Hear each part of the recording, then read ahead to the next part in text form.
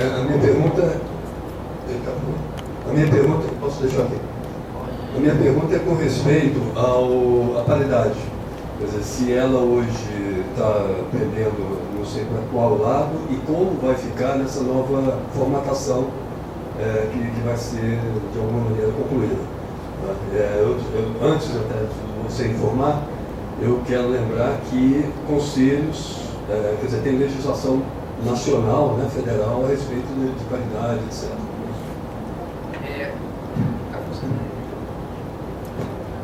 Bom, gente, o que a gente fez foi exatamente isso. A gente fez primeiro a Secretaria Executiva e a Presidência, a Furtado, fez uma leitura para entender essa paridade, que é a nossa preocupação.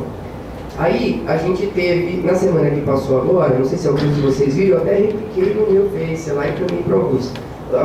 O CGU publicou durante esse mês inteiro uma revisão que eles estão fazendo sobre entidades públicas, órgãos públicos e sociedade civil, deixando bem claro a que área pertence cada um.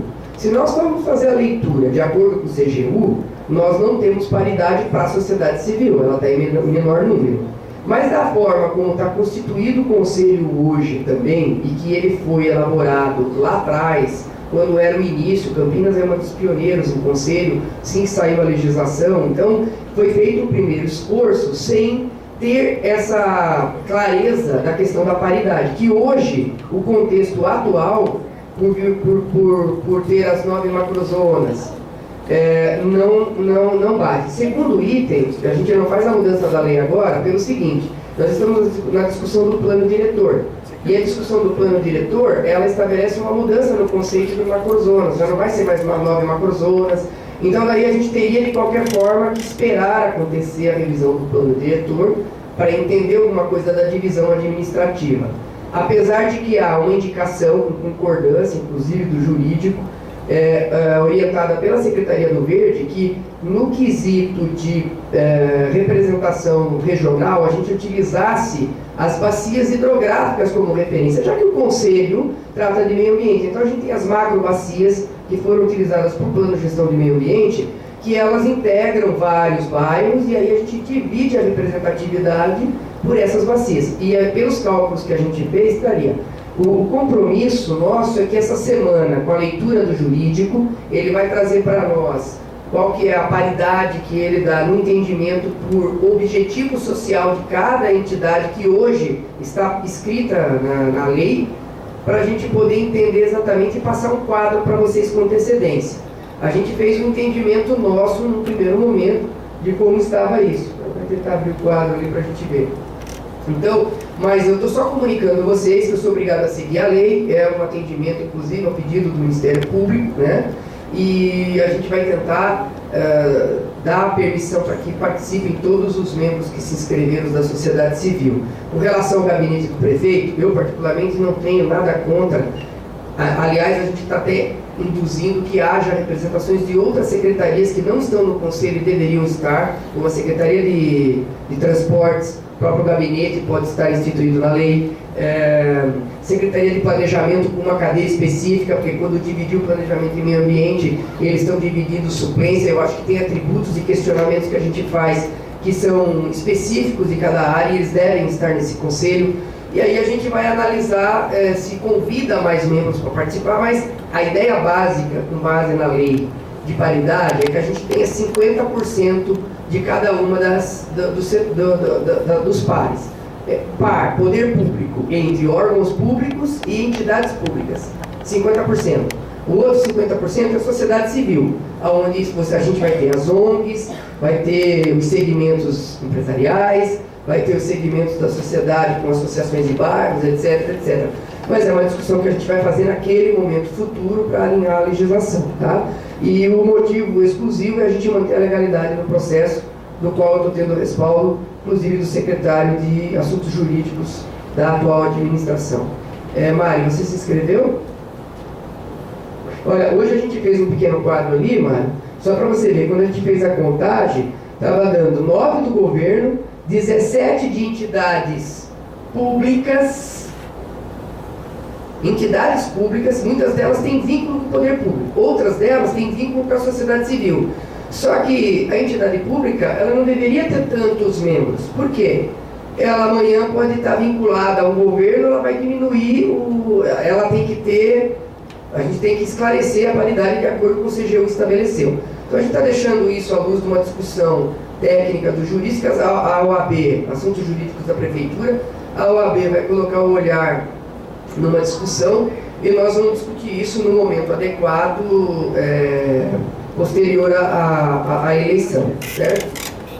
Eu queria que você passasse depois, nós vamos passar para vocês, assim que o secretário de Assuntos Jurídicos encaminhar para nós a leitura deles, também no âmbito do objetivo de cada entidade, eles vão passar para nós qual é a classificação de acordo com o que o CGU trouxe à luz da lei. Aí a gente vai distribuir para os conselheiros qual é o quadro hoje com a composição que está prevista na legislação, tá certo? Mário, por favor.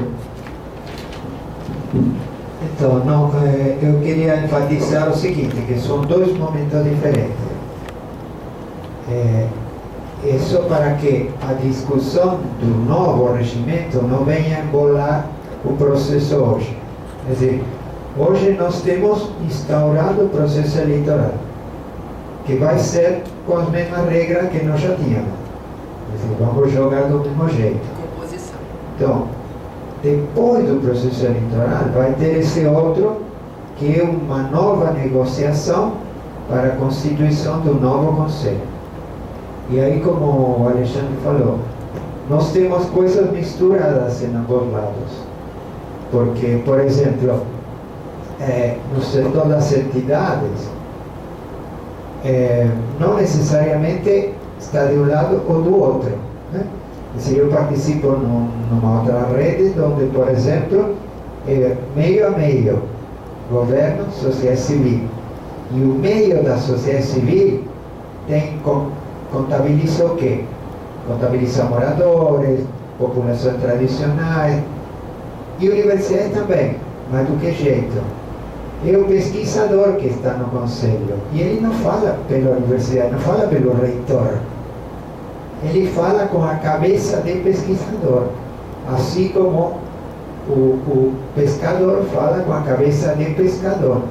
Então, essas diferenciações, aí, por exemplo, poderia dizer, a entidade SANASA se alinha com o setor governo. Não sei, talvez sim, talvez não. O Unicamp, no caso, eu acho que não se alinha com o governo, porque ele não traz a opinião do reitor aqui. Então, essas são coisas que a gente vai ter que negociar, mas eu preciso para depois. Para depois. Agora nós vamos jogar com essa regra que já está aí. Essa é a minha interpretação, certo? Perfeito, Mário. Obrigado pela contribuição. Todos vão estar envolvidos no processo. Eu quero que conste em ata o agradecimento da diretoria executiva do Conselho, a atenção que o secretário de Assuntos Jurídicos tem dado ao encaminhamento que nós estamos fazendo, né? E com total transparência e segurança, para que quando a lei for levada à Câmara Municipal, haverá uma reunião com o presidente da Câmara, no sentido de que os vereadores só vão discutir especificamente os pontos que vão ser encaminhados pela administração pública referente à alteração do Conselho Municipal do Meio Ambiente, ok? Então, senhores conselheiros, eu abro agora para a palavra dos conselheiros. Nós temos aí alguns minutos antes do encerramento. Tem um inscrito que é o Furtado, e está aberto as inscrições. Por favor, Tereza também na sequência.